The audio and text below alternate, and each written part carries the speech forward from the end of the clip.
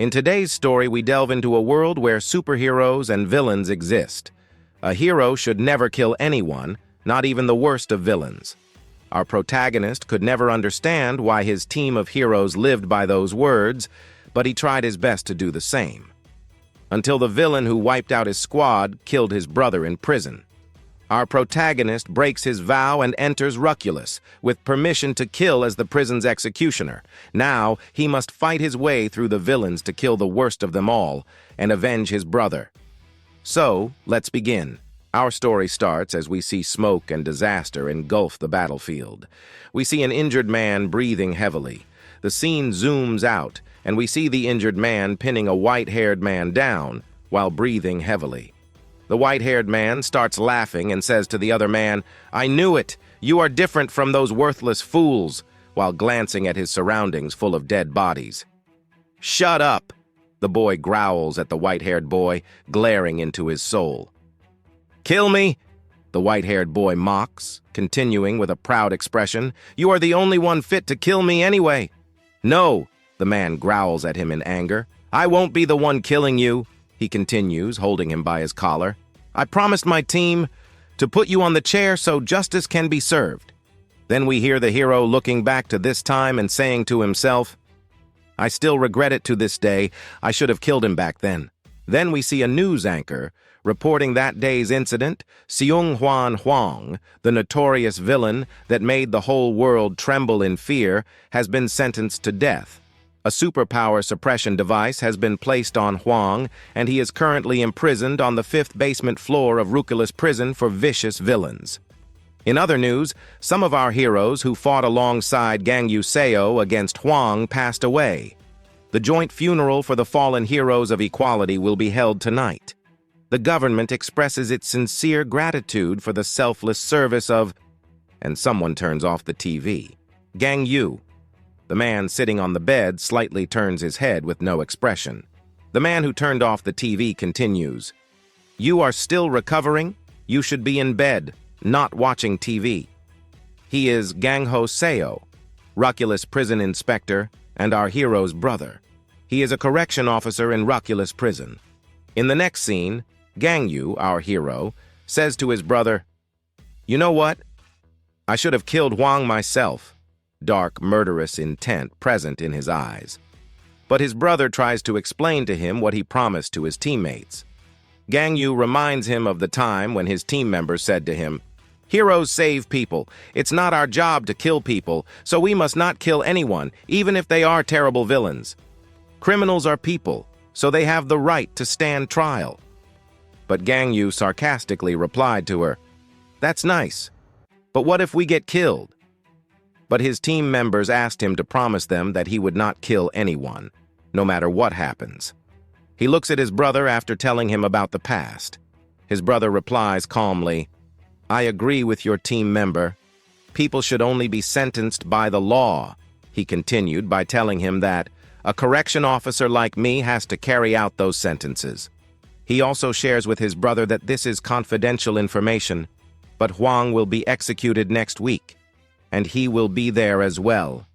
He reminds his brother that he did his job as a hero, so leave the rest to the correction officer.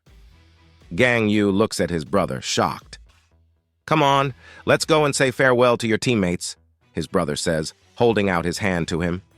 In the next scene, we see many people attending the funeral, including Gang Yu and his brother. And after a week, on the day of Hwang's execution, Gang Ho was killed. The criminal who was supposed to be punished by the law survived, while our hero's brother was killed. Our hero Gang Yu was sitting in the memorial, soulless. "Gang Yu Seo," someone called him. When our hero turned around, he saw Ruculus prison warden Seon Jo. She asked him if he had time. Our hero didn't reply and just stared at her blankly. She handed him a tablet. Our hero asked her coldly, "What's this?" She replied, "This is what happened during Hwang's execution." The story goes back to the day when correction officers were taking Hwang to the execution room. Seung-hwan Hwang turned toward our hero's brother and said to him, "Hey you look like Gang Yu Seo. Are you his brother?" But Gang Ho didn't reply, just looked at him without any expression. The villain Huang continued. But you don't have any power. Is that why you are a prison guard? Who is older, you or him? When Gang Ho still didn't reply, Huang asked him, "Tell me, how do you feel when you kill people?" Gang Ho finally replied, "What?" with a shocked expression. Huang continued, "Well, you are a prison guard and an executioner. I bet you have killed people just like me. So how does it feel? I feel like it's too easy." Gang Ho looked at him, controlling his temper. "Too easy?" Huang replied, "Yeah. With a gentle touch of my finger, they pop like a soap bubble." Gang Ho replied, "Not me. I struggle with nightmares. Even if I have to press a button, I have nightmares. The prisoners I executed torment me in my dreams." Huang asked, "But still, you are doing this?" He replied, "Someone has to do it, and I am just doing my job as a correction officer." In the execution room, Gang Ho asked Huang about his last words, and Huang asked him with a psycho expression, "Who is older between you and your brother?" He did not reply and continued with the execution procedure. 1, 2, and the video screen turns black. Gang Yu stares at the black screen with shock when Se-Yun Jo, the warden, continues. Right at the moment of execution, all the power at Reculus went out. In the execution room, all the officers panicked and asked, "Is this a blackout?" Gang Ho yelled, "What about the prisoner?" When he looked at Huang, he was smiling like a maniac while removing the suppression device. Gang Ho yelled, "Get down!" and broke the glass window. One officer called for backup. "The prisoner broke the suppression device. I repeat, the prisoner broke the suppression." Before he continued, someone grabbed his shoulder from behind. When he saw who it was, only fear was left in his eyes, and his body started bulging so that he couldn't even yell for help. And Huang smiled happily. "That's a pop," and the officer blasted on the spot, leaving blood all over the place. Huang walked toward Gang Ho, who was still horrified by the scene. "You know what I think. I think you are the older brother, am I right?" Huang said to Gang Ho with a smile full of satisfaction. Gang Ho took the opportunity and attacked Huang with his sword. But before the sword reached Huang, Huang blasted his right arm. Gang Ho yelled in pain, but Huang continued, "I got it, didn't I?" Gang Ho was not ready to lose. "You," he took the sword in his other hand, "deserve to be punished by law. Justice must be served." He attacked Huang again while yelling, "You monster!" But he died before he even reached Huang. In that bloody chaos, Huang was standing with a yet calm smile on his face and said, "I did better. Ask Gang Yu if I got it right." Gang Yu's expression was anger. His cold, bloody eyes were full of murderous intent after learning the truth. The warden further explained, "The unidentified EMP strikes set all prisoners on every floor free of suppression devices. The good news is that we stopped them from breaking out of prison, but many of our officers got trapped in there with them." Gang Yu asked coldly, "Who launched the EMP strike?" The warden replied blankly, "We are still looking into that." She calmly continued, "Hero Gang Yu Seo, I am sorry to ask you at your brother's funeral, but can you suppress the riot at Reculus prison?" "Of course, but under one condition," our hero said with dark, murderous intent. The next scene starts from Reculus prison, where all the prisoners are trying to open the door. Our hero reminded himself that his teammates told him that heroes save people and that we are not supposed to kill, while his brother told him people can only be sentenced by the law. Suddenly, in that chaos of prisoners, the door opens and everyone starts yelling, "Let's get out of here!" All the prisoners began running toward the door but were kicked back, and his brother told him that the people who carry out the sentence by justice are the executioners. Everyone was shocked when some strange man entered through the door, so he doesn't want to join the prison as a hero, but as a prison executioner. "I am Gang Yu Seo, your new correction officer." "Gang Yu Seo!" everyone yelled. "Why is a hero wearing a prison guard's uniform?" "Nice to meet you, jerk. Now die!" Our hero Gang Yu stands in front of the prison gate without any expression and pulls out a fist when the prisoners reach in front of him. His one punch cut all of the prisoners into limbs. The remaining prisoners were horrified by the mess. Then Gang Yu spoke. "Hello, mic testing. Listen up, you pigs. Under the order of the government, everyone from the ground floor, solitary confinement on the ground floor, basement floor, and second basement floor, third, fourth, and fifth basement floors. I will take over." Huang listened to Gang Yu. "Hey, you are here!" Gang Yu yelled, "My brother's duty will be executed immediately." "An execution? What the hell are you talking about? You son of a bitch! You are going to kill us?" All the prisoners start yelling at Gang Yu. Gang Yu looks at them coldly. "You took countless lives yourselves. Why are you so upset about getting killed?" One of the prisoners yells back, "Countless lives! I didn't kill that many people." His name was Keltia. He had murdered 12 people. Another prisoner also says, "I have many more fingers than the number of people I killed." His name was Brooke, and he dismembered 7 people. Cade, another prisoner who had abducted a child, raped and murdered, says, "I killed less than 5 people." Other prisoners also join them and start yelling, "Who are you to decide whether we die or not? We have our rights. Get me a lawyer." While the prisoners are fighting for their rights, a green-haired man stands between the crowd blankly thinking, it's getting rowdy. His name was Guan Choi, and he had raped and murdered 8 people. He thought, while Gang Yu was distracted by the other prisoners, he could run. He didn't waste time and used his superpower speed to break out of prison. But his flawless plan soon failed when he was kicked by Gang Yu in the face before he reached the gate and died on the spot. In the next moment, the prisoners, who were just a moment ago fighting for their rights, were horrified by the scene. The dead body of the prisoner was harshly thrown on the ground when our hero Gang Yu started speaking. "I will give you a choice. You can put your suppression device back on, return to your cells and wait for your execution, or you can die at my hands right now." His cold remarks make the prisoners shudder with fear. "Don't be fucking ridiculous. The latter is the better choice. We will still end up dead either way," a man speaks, taking all the prisoners' attention. He continues proudly, "We might as well put up a fight before we die. The terms of your negotiation don't make any sense." "This isn't a negotiation. This is the last bit of mercy I am offering you," our hero Gang Yu replies, with a cold, dark expression. All the prisoners start to panic after Gang Yu's remarks. "Shit, we are screwed. He is serious about killing us." Some decide to accept his offer. "Maybe we will live a bit longer if we surrender. I am gonna put my device back on." Don't get intimidated by his name. Let's make quick work of him and find our freedom. Gang Yu looks at the confident prisoner with a cold, deadly gaze and says, "Oh, you must be the scumbag the warden told me about."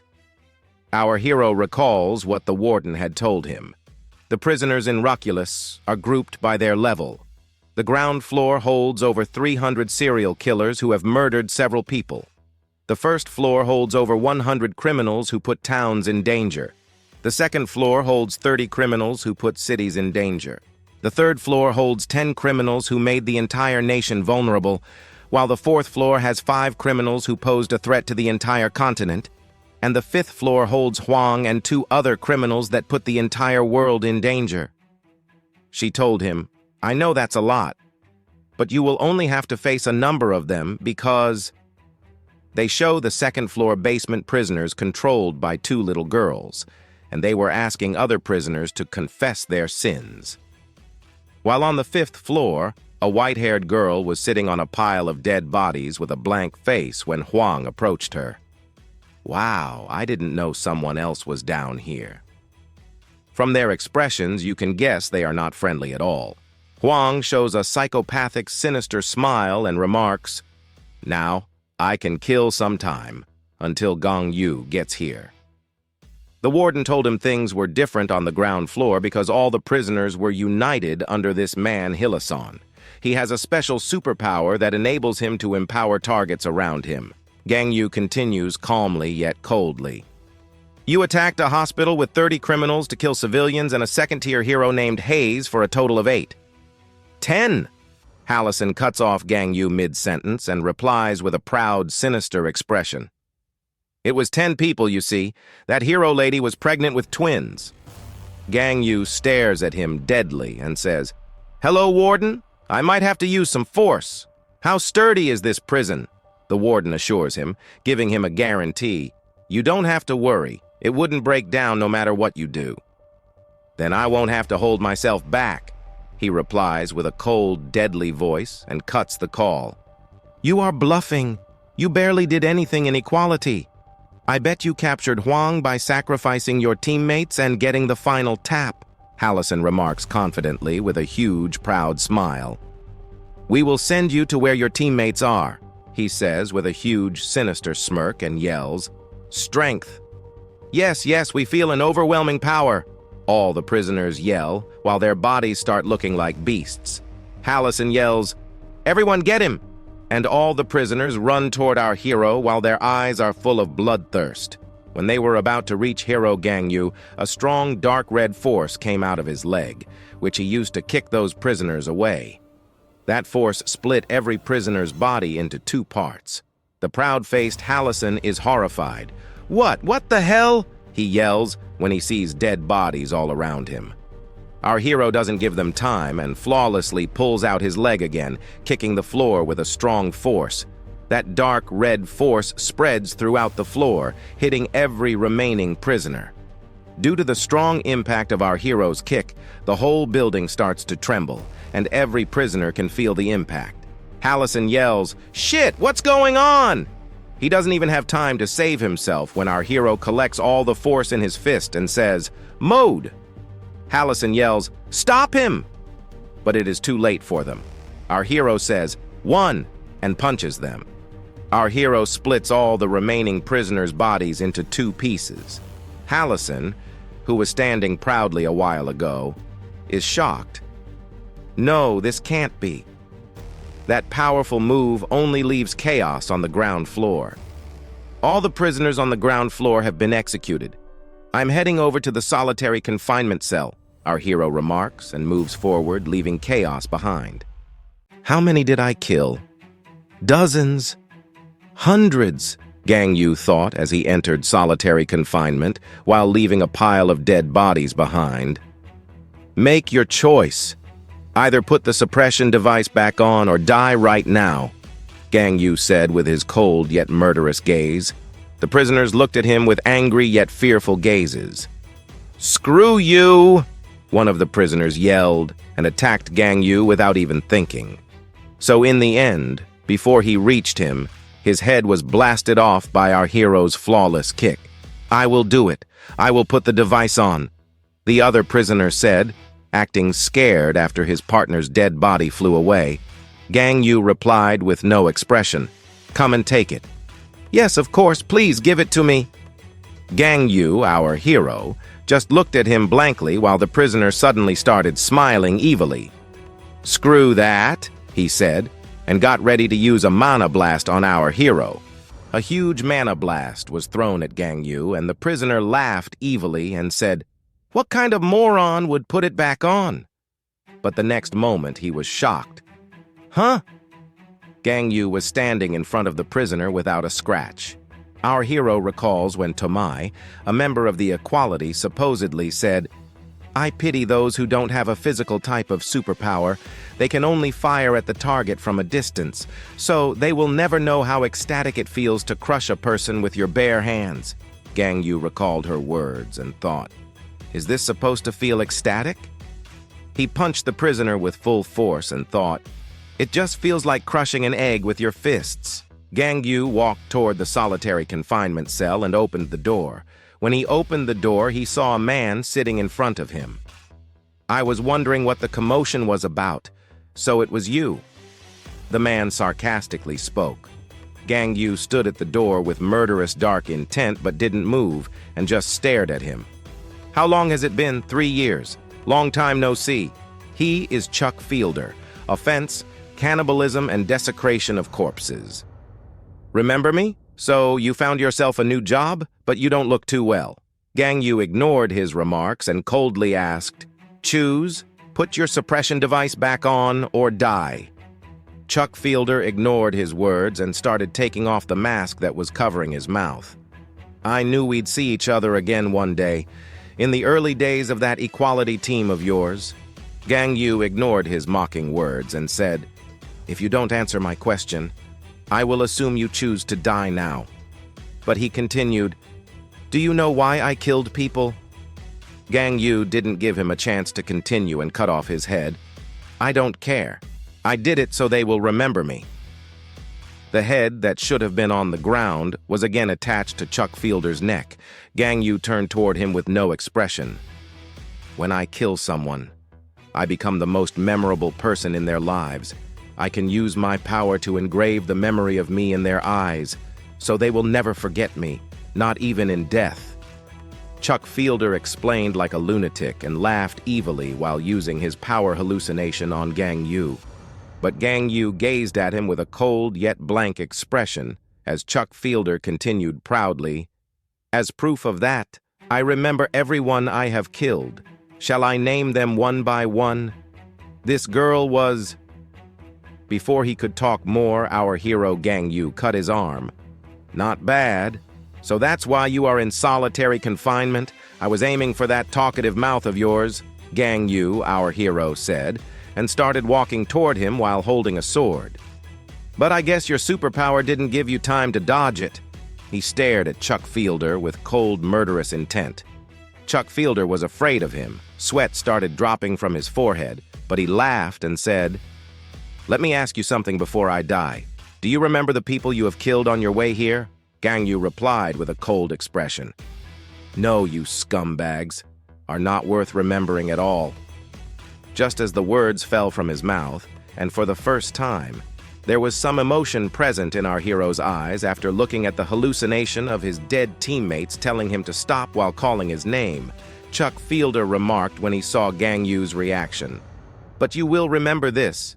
Gang Yu had no expression. He listened to his teammates calling him by his name.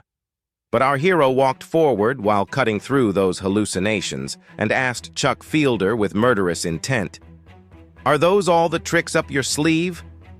Chuck Fielder was shocked, yet afraid from inside, but tried to look undefeated. "I can't believe you didn't waste a second cutting down your teammates." "They are all hallucinations anyway," he replied coldly. But those words had lots of emotions, and he moved forward while cutting him. Chuck Fielder's body fell to the ground with a flopping sound. "Besides, I am not a hero anymore. I am a correction officer now." Gang Yu completed his sentence coldly. "No, you are not a prison guard. You are nothing but a monster. You are no different from Shunhuan Huang." Chuck Fielder died after saying his last words. These words left some impact on Gang Yu because of the way he stared at the dead man, with a blank yet cold expression.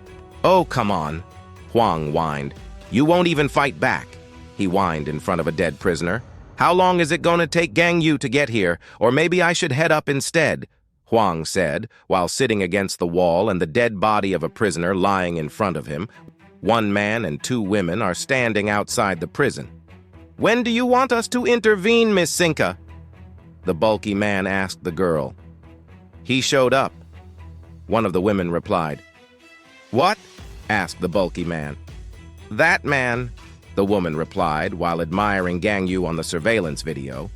She smiled widely and continued, "Is gonna be my husband." "Your husband?" "Yes, he is gonna be my hubby," the woman replied, smiling widely. The bulky man named Canis was confused and asked the girl, "But Miss Sinka, you said you want Sung Hwan as your husband?" "That's right. Isn't that why we fired an EMP strike to save Huang?" the girl named Gato said. Canis tried to persuade Sinka. "That guy is a hero. He is an obstacle to the progress of mankind." Sinka smiled evilly and said, "He was a hero. He doesn't seem like one now." "Then choose one," Gato also asked, following Canis. "Yeah, polygamy is illegal," Sinka thought deeply and replied, "It's a tough choice. Do I go for the younger one or the older guy?" but I guess I will have to choose one since they don't get along. Then the one who survives will be the man I choose." She smiled like an evil stalker and continued, "I wonder which one will make it alive." "Well done, Officer CO," Warden said while following Gang Yu. She looked at the dead body of Chuck Fielder and continued, "You wasted no time clearing the ground floor. The prisoners get exponentially more powerful from the first basement floor, so I suggest you get some rest." Before she continued any further, Gang Yu coldly declined. "I will head down right away. Please open the door." Warden didn't stop him and said instead, "I see. I have a favor to ask you before you head down. I am still getting signals from the second floor basement floor and the surviving correction officers in the lower floors. Please help them, so they may safely return to their families." Gang Yu turned toward her and asked, "Do you know how many officers are alive on each floor?" Warden replied, "No. All communication devices below the first basement floor have been smashed up." Blood was spread all over the floor and an officer was panting. Warden continued while the fifth floor scene was shown. "Except on the fifth floor. Help me, help me!" The injured officer was yelling while running from Huang. "Somebody please help!" Before he screamed one more time, his body started to bulge and burst, scattering blood on the floor and walls. "It's as if someone wants us to see what's going down there," the warden completed. "I will get going," Gang Yu said and walked toward the first floor door. "We are ready to open the door leading to the first basement floor," some officer informed the warden. "Access authorized," the warden replied, and the door of the first basement floor started to open. "I will say this again. Be careful down there, because these prisoners are much stronger than those on the ground floor." Warden tried to persuade Gang Yu to take a rest, but before she could continue further, the prisoners on the other side started to attack as the door opened. "Ha ha ha, what a douchebag! A sucker punch always wins the fight," the prisoners commented as they all used their powers together to attack Gang Yu. "Bombard him!" "What made you think you could catch us off guard?" "We knew you were coming," the prisoner said and continued to bombard him with their attack. Warden yelled worriedly to stop Gang Yu from going further. "I would not worry about him, because you have a problem of your own," a prisoner said and attacked the warden. He grabbed her neck and said, "Hey, if it isn't the warden, what a catch!" He tightened the hold on her neck and continued, "I always wanted to wipe that smug look off your face. This is great." He started turning toward other prisoners while yelling excitedly, "Boys, I got the warden. You can all take turns." He stopped in mid-sentence when he saw a pile of dead bodies. "What?" He was still in shock when Gang Yu caught him off guard by attacking him from above. He punched him in the face, killing him on the spot. The warden was still in shock when Gang Yu, our hero, spoke. "Don't stay around when they open the next floor, it's not safe." Warden was still in trauma and replied while stuttering, "Oh, sure, I got it." Before Gang Yu walked away, Warden called him, "Officer Seo, Tomaki, the villain Tomai captured, is in isolation on the first basement floor." Gang Yu, our hero, didn't turn around but replied to her coldly, "I know, in the isolation cell of the first basement floor." "Did you hear that?" one of the prisoners asked. "I heard some loud noises," another prisoner replied. "Maybe they managed to break out." Another prisoner said, "Idiots, of course they didn't." "Did you think any of us can make a roaring sound like that?" the woman said, taking every prisoner's attention. She continued with an evil smile. "I told them to stay, but they just wouldn't listen. Her name is Tomoki. She had murdered 28 heroes. See? There is a reason why you ended up as a villain in the first place. You don't think with your head." She is also a former hero who turned into a villain. "Bitch, you have a death wish," one of the prisoners said to her. She laughed at him and replied sarcastically, "You think you can kill me? You all are here to kill civilians? Have you killed anyone with a superpower? Have you ever fought against one? Oh, I guess not. You would not be here if you did." The prisoner was angry because of her mocking and activated his superpower. He challenged her. "I will kill one right now." But before he even attacked her, she cut him in half. "Yeah, right. Who is killing whom now?" "Arrogant bastard," she continued, explaining after killing the prisoner. "I captured countless villains as a hero and learned how to fight against people with superpowers. I used that knowledge to kill a bunch of heroes as well, so join forces with me." She licked the blood from her fingers and said, "I will tell you how to hunt down someone with a superpower, because I know Gangyu Seo's abilities. That's all for this video. Make sure to subscribe, leave a like, and comment to let us know if you are interested in a part 3. Until next time, adios.